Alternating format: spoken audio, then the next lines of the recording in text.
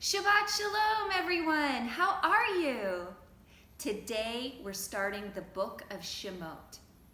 Now, if you remember, we just finished the book of Bereshit. And where are the Hebrews right now? Where are the Israelites?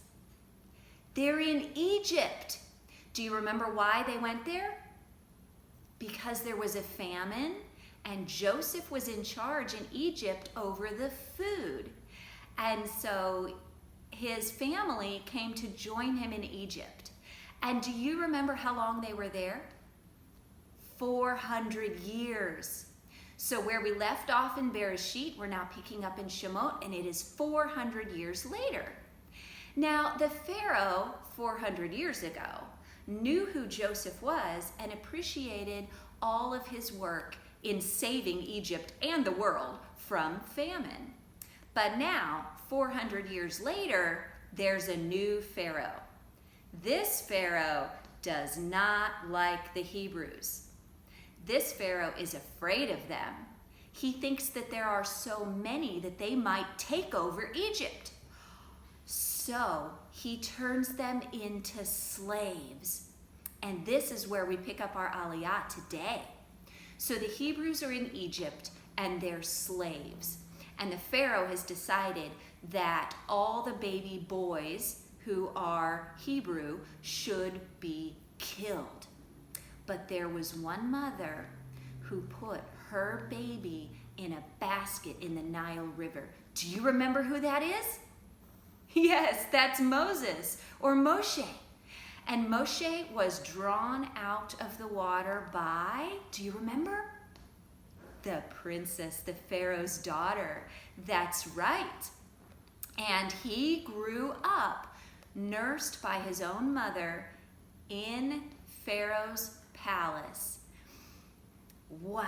So he was educated by the Egyptians, but he knew that he was a Hebrew.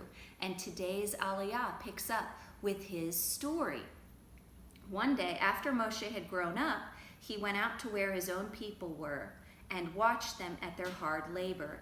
He saw an Egyptian beating a Hebrew, one of his own people. Glancing this way and that and seeing no one, he killed the Egyptian and hid him in the sand. When this matter became known, he had to run away because the Pharaoh was going to kill him. Now, Moshe means drawn out because he was drawn out of the Nile River when he was a baby.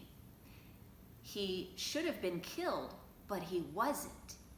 Now God is also going to use him to draw his people out of Egypt, where they're enslaved. Now, sometimes we know and we trust that Adonai is going to save and rescue us, right? But sometimes does it seem to take a really long time? Yeah. Remember, Moshe was about 40 years old when we see this story of him killing the Egyptian. And he had to run away. And he ran away for another 40 years before Adonai sent him back to save his people. Can you imagine praying for a rescue for 40 years? Sometimes Adonai takes so long, we wonder, is he still there? Does he hear me? Is he listening? But he does listen and hear and know. In fact, that's where this aliyah ends. In verse 24, it says, God heard their groaning. That's Shema.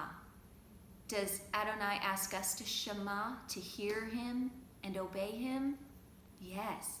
And he, Shema, he hears his people too. And he remembered his covenant with Abraham and with Isaac and with Jacob. He remembered Zichor. He remembered. He heard Shema, and Zichor he remembered. So God looked on the Israelites. He saw them, Yareh. He looked and he saw. And he knew them, Yada. He knew. God heard and he remembered and he saw and he knew.